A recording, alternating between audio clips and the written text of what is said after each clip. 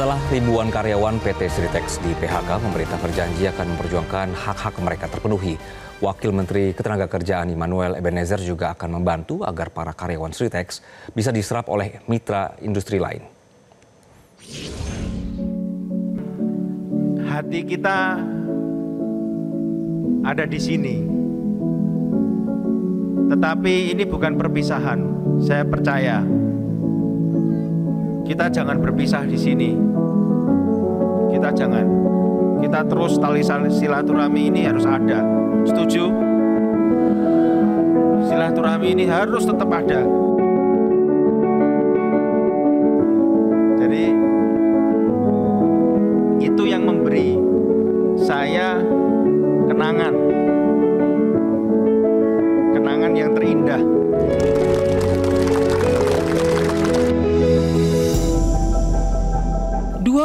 Februari menjadi hari terakhir bagi ribuan karyawan bekerja di PT Sri Rejeki Isuman Tbk atau PT Sritex di Sukoharjo, Jawa Tengah.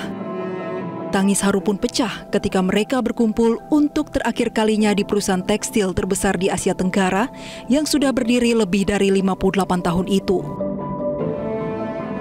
Seakan tanpa sekat, direksi dan karyawan saling berpelukan untuk saling menguatkan. Para karyawan saling membubuhkan tanda tangan di seragam sebagai bentuk kenang-kenangan usai di PHK. Salah satu karyawan merasa kecewa dengan PHK massal ini karena sebelumnya Wakil Menteri Ketenagakerjaan Immanuel Ebenezer pernah menjamin tidak akan terjadi PHK massal. Paling katanya ada PHK, ternyata ya masuk PHK juga. Sedikit kecewa ya Pak ya? Iya, sedikit kecewa. Ada harapannya pada pemerintah terkait PHK ini seperti apa mewakili teman-teman? Ya, semoga dari pemerintah ada kebijaksanaan lah, memberi lowongan atau memberi apa yang buat rekan-rekan kerja.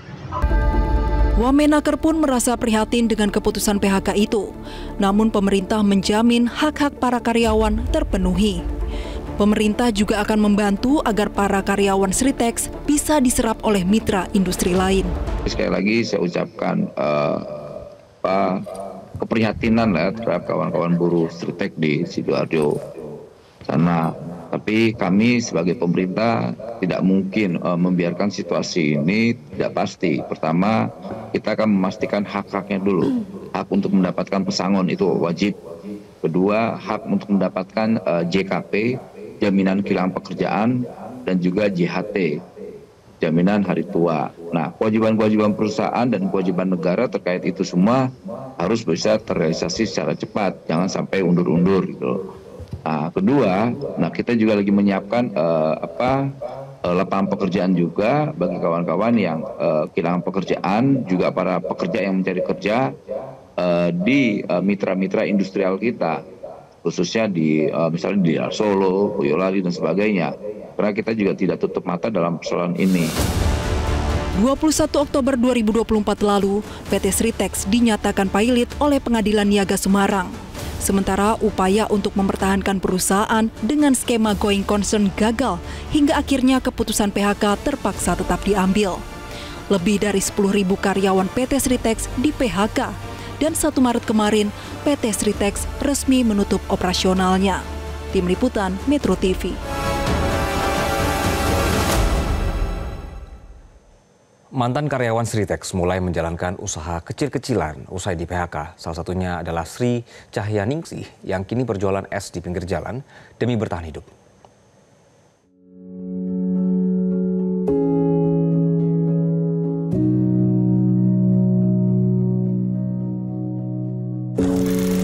Mantan karyawan PT Sritex yang terkena PHK massal beberapa hari menjelang Ramadan kini harus memutar otak untuk bisa bertahan hidup.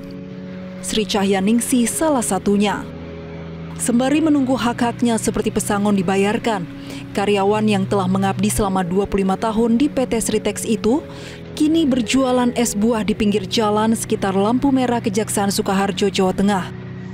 Dengan berjualan es buah selama bulan puasa, ia berharap bisa menutupi kebutuhannya sehari-hari.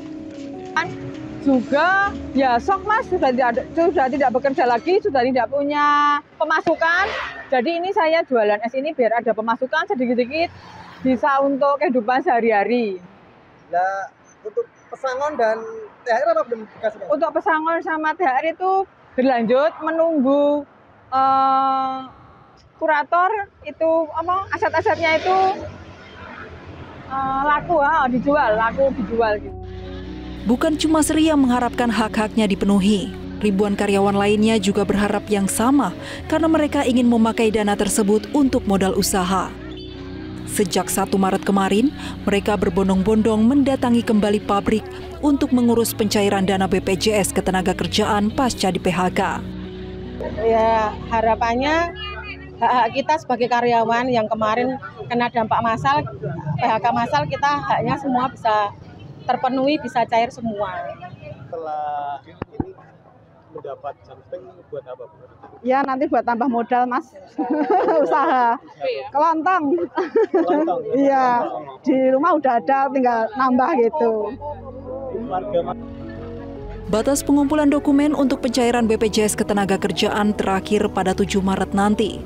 Di atas tanggal itu, maka proses pencairan tidak bisa dilakukan. Sementara pemerintah memastikan para karyawan yang terdampak PHK akan mendapat berbagai haknya. Tim Liputan Metro TV. Jelajahi cara baru mendapatkan informasi. Download Metro TV Extend sekarang.